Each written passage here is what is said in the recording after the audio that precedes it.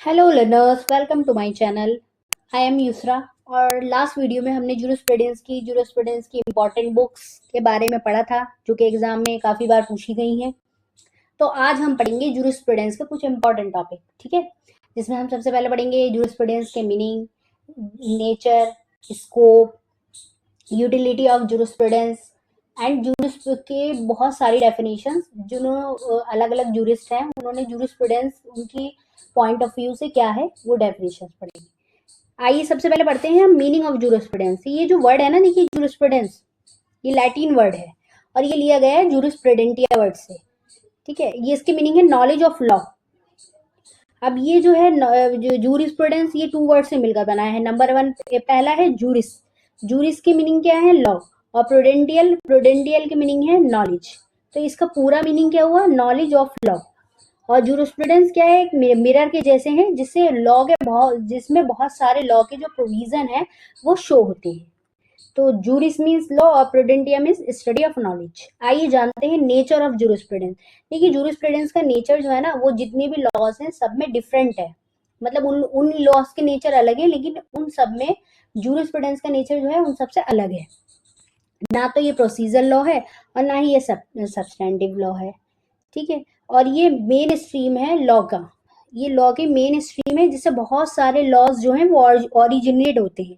ये ना ऐसा नहीं है जैसे हम पढ़ते हैं कोडिफाइड लॉ, आईपीसी है, सीआरपीसी है, सीपीसी है, कॉन्स्टिट्यूशन है। जूरिस्प्रूडेंस एक डायनामिक सब्जेक्ट है।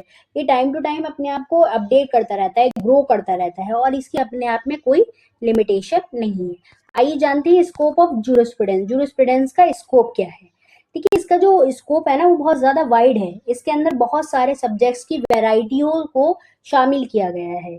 उसके बाद ये जो है, इसके अंदर जैसे कि पॉलिटिक्स, राजनीति, अर्थशास्त्र, समाजशास्त्र और नैतिकता, इतिहास, इन सब विषयों को भी इसके अंदर शामिल किया गया है।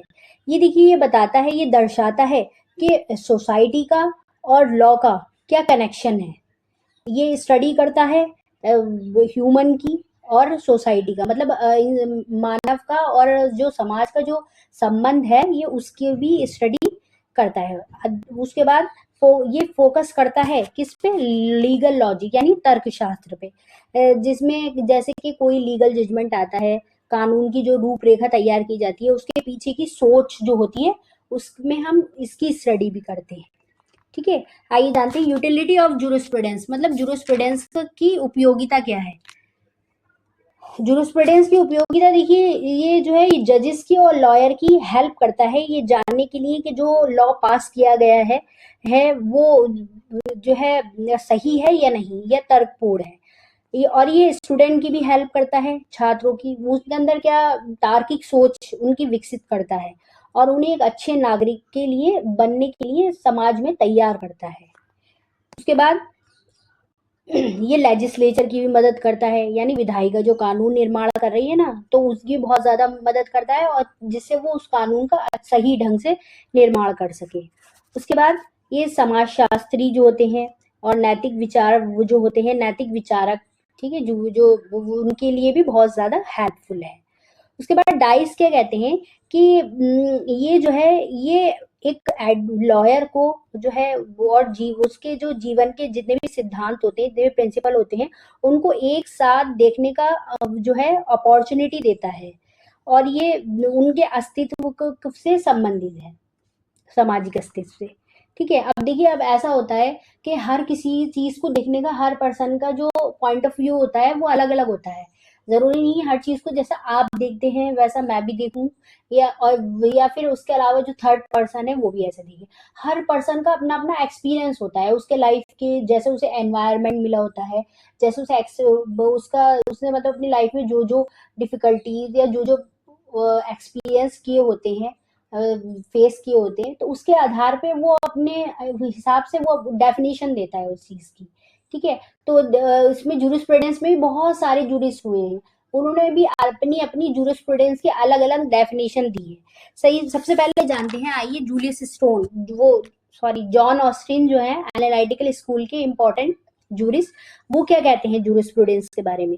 तो इन्होंने कहा है कि jurisprudence is a philosophy of positive law. Jurisprudence जो है ना वो पॉजिटिव लॉ की फिलॉसफी है।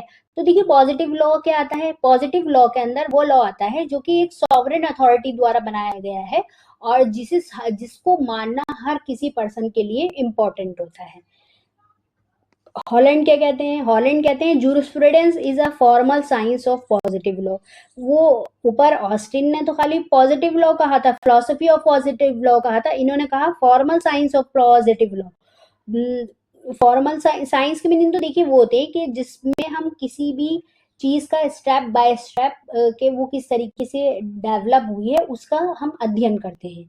ठीक है, और फॉर्मल साइंस के मीनिंग क्या हुए कि उसमें उसकी जो संरचना है, उसका जो निर्माण है वो किस तरीके से हुआ है, उसका नैतिक पक्ष क्या है, उसका व्यवहारिक पक्ष क्या है, उसका अध्ययन करना ही क्या कहलाता है, फॉर्मल साइंस कहलाता है। उसके बाद आइए देखते हैं सामंत महोदय क्या कहते हैं इस बारे में। सामंत कहते हैं कि jurisprudence is a science of first principle of law. Salmond कहते हैं कि जूरिस्प्रूडेंस जो है वो साइंस का फर्स्ट प्रिंसिपल है। फर्स्ट प्रिंसिपल मतलब बुनियादी सिद्धांत। सिविल लॉ के आते हैं, सिविल लॉ में वो आते हैं जैसे प्रॉपर्टी से संबंधित मामले आते हैं, कॉन्ट्रैक्ट और फैमिली डिस्प्यूट और टॉर्ट्स वगैरह जो आते हैं, तो उनका ये मानना है कि civil jurisprudence is a science of first principle of the civil law. उसके बाद आइए जानते हैं सिसरो क्या कहते हैं, रोमन जूरिस्ट। सिसरो कहते हैं कि jurisprudence is the philosophical aspect of law, यानी कि जो हमारा जूरिस्प्रूडेंस है ये philosophical aspect of the law है। देखिए इसमें फिलोसफिकल के मीनिंग क्या है कि जिसके अंतर्गत जो दार्शनिक पक्ष कहते हैं इसे, और इसके अंदर जो है उसका डीपली अध्ययन किया जाता है कि इसकी उत्पत्ति क्या क्यों हुई है, इसका उद्देश्य क्या है, उसे नैतिकता के साथ समझना पड़ता है। तो ये सब हमारा क्या कहलाता है, ये हमारा कहलाता है फिलोसफिकल एस्पेक्ट। ठीक है, आइए देखते हैं ओल्ड रोमन जूरिस्ट उल्पियन क्या कहते हैं इस बारे में। उल्पियन कहते हैं कि jurisprudence is the knowledge of things human and divine, the science just and just. Ulpian कहते हैं कि जूरिस्प्रूडेंस जो है वो थिंग्स जो है ये ईश्वर के ये जो है मानव और ईश्वर ने जो सिद्धांत बनाए हैं और जो मानव के जीवन से जुड़ी जो सोच है, उन दोनों की सोच को समझने का जो माध्यम है वो क्या है, जूरिस्प्रूडेंस है। उसके बाद आइए रोस्को पाउंड क्या कहते हैं, अमेरिकन जूरिस्ट रोस्को पाउंड कहते हैं कि jurisprudence is the science of law, है ना। उन्होंने कहा कि ये जो है जूरिस्प्रूडेंस ये गहराई से कार्य विधि से तो समाज के की जो जूरिस्प्रूडेंस है इसका समाज पे क्या प्रभाव पड़ रहा है, इसमें वैज्ञानिकों ने क्या तर्क दिए हैं, उन सब का जो अध्ययन किया जाता है वो विधि शास्त्र के अंतर्गत किया जाता है। उसके बाद सी के एलन क्या कहते हैं, इन्होंने ये कहते हैं कि jurisprudence is a science synthetic of all essential principal of law, कि जो विधि शास्त्र है ये एक ऐसा विज्ञान है जो बहुत सारे सिद्धांतों को एक साथ जोड़कर उनका उनका वास्तविक उद्देश्य क्या है हमें ये बताता है। ठीक है, उसके बाद पैटर्न महोदय क्या कहते हैं, लॉस्की तो ये कहते हैं कि jurisprudence is the I of law, जिस तरह हम आंख से देखने का काम करते हैं है उसी तरह जो विधि शास्त्र जो है वो कानून में किसकी तरह है, आंख के जैसा है। ठीक है, उसके बाद पैटर्न महोदय क्या कहते हैं कि jurisprudence is particular of study not of all the law of one country but if the general notions of law. उन्होंने कहा कि ये एक देश का कानून नहीं है, ये बल्कि एक सामान्य कानून है, मतलब बहुत सारे इसके अंदर देश के जो कानून है ना उनकी भी अवधारणा इसके इसके जब हम इसे पढ़ेंगे तो उसका भी अध्ययन करेंगे। ठीक है, उसके बाद जूलियस स्टोन क्या कहते हैं, जूलियस स्टोन ये कहते हैं कि ये जो है लॉयर्स की एक्स्ट्रा वर्जन है। मतलब एक्स्ट्रा वर्जन की मीनिंग क्या है कि जरूरी नहीं है कि जैसे कोई भी कानून बड़ा बना तो उसकी जो धाराएं हैं उसमें जो लिखा गया है केवल उन्हीं का अध्ययन नहीं करा था, बल्कि बाहरी रूप से उस कानून का समाज पे क्या प्रभाव पड़ रहा है, क्या वो कानून हमारे समाज को न्याय दे पा रहा है या नहीं दे पा रहा है, इस सब का अध्ययन भी हम जूरिस्प्रूडेंस के अंदर करते हैं। ठीक है, अब ये थी डेफिनेशन जो बहुत सारे जूरिस्ट ने अपने अपने पॉइंट ऑफ व्यू में कि जूरिस्प्रूडेंस क्या है वो दी। अगर आपके कुछ समझ में नहीं आया तो आप कमेंट बॉक्स में कमेंट कर सकते हैं। आज की वीडियो में इतना ही, मिलते हैं नेक्स्ट वीडियो में। Thank you very much.